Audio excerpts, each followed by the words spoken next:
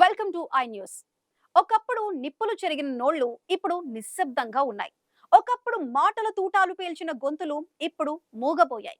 వైఎస్ఆర్సీపీ నేతలకు ఏమైంది? పవన్ కళ్యాణ్ పేరు వినగానే ఎందుకు మౌనం వహిస్తున్నారు?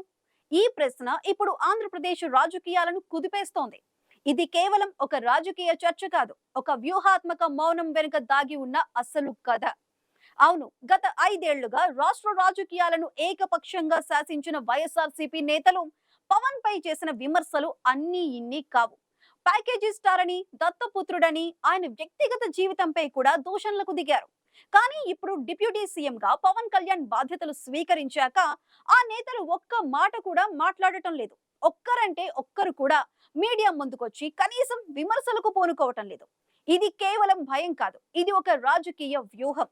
ఇది ఒక రాజకీయ నిశ్శబ్దమని విశ్లేషకులు భావిస్తున్నారు.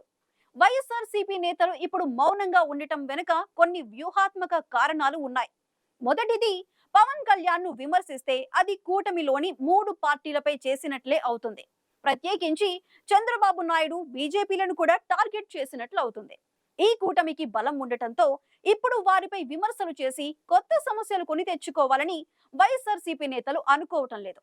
రెండోది, మౌనంగా ఉండటం ద్వారా వైఎస్ఆర్సీపీ నేతలు ప్రజల దృష్టిలో ఓటమిని ఒప్పుకున్నట్లు అవుతుంది. దీన్ని వైఎస్ఆర్సీపీ ఎలా ఎదుర్కొంటుందో చూడాలి. మూడవది, ఓటమి తర్వాత ప్రజల నుంచి వచ్చిన తీర్పును గౌరవించినట్లుగా మౌనం వహిస్తున్నామని చెప్పే ప్రయత్నం చేయొచ్చు. కానీ ఎన్నికల ముందు ఉన్న దూకుడు ఇప్పుడు లేకపోవటం వెనుక ఉన్న అస్సలు కారణం ప్రజలకు కూడా తెలుసు. ఈ మౌనం ఎంతకాలం కొనసాగుతుంది? భవిష్యత్తులో వైఎస్ఆర్సీపీ వ్యూహం ఎలా ఉండబోతోంది అనేది ఇప్పుడు ఆసక్తికరంగా మారింది. ఎన్నికల్లో ఘోర పరాజయం తర్వాత వైఎస్ఆర్సీపీలో కొత్త నాయకత్వం ఏమైనా వస్తుందా, లేదా మళ్ళీ పాత నాయకులే ముందుకు వస్తారా అనేది ఇంకా స్పష్టత లేదు. పవన్ కళ్యాణ్ అభిమానులకు వైఎస్ఆర్సీపీ నేతల మౌనం ఒక విజయం. కానీ రాజకీయ విశ్లేషకులు ఈ మౌనం వెనుక ఉన్న భవిష్యత్తు వ్యూహాలను అంచనా వేస్తున్నారు. ఈ నిశ్శబ్దం వెనుక మరో పెద్ద రాజకీయ కుట్ర దాగి ఉందా, లేక ఇది కేవలం రాజకీయ భయమేనా? కాలమే దీనికి సమాధానం చెబుతుంది.